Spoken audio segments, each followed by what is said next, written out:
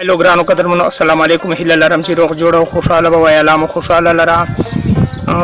د مشال ټي وي چینل نه تاسو سره دا یو زلمای شاعر مخاطب کوم وسیم ایجاز بیٹنای چې دا د لکی مروت ضلع سره تعلق ساتي او تاسو په مخکې به خپل کلام وړاندې کی. هیله لرم چې تاسو به د حوصله افزایی کوئ. ارشاد. بسم الله الرحمن الرحیم.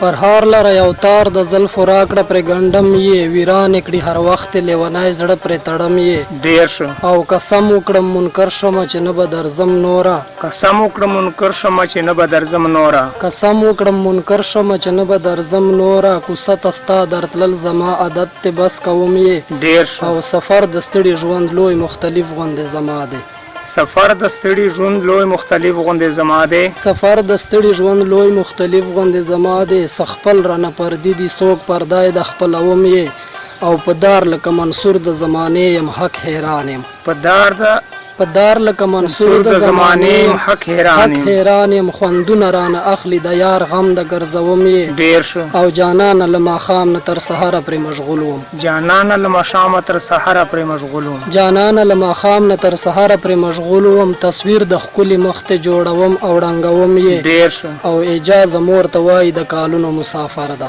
اجازه مور ته وایي د کالونو مسافر ده اجازه مور ته وایي د کالونو مسافر ده وریږي مې په زړه لکه باران تل یادوم یې ډېر ښه.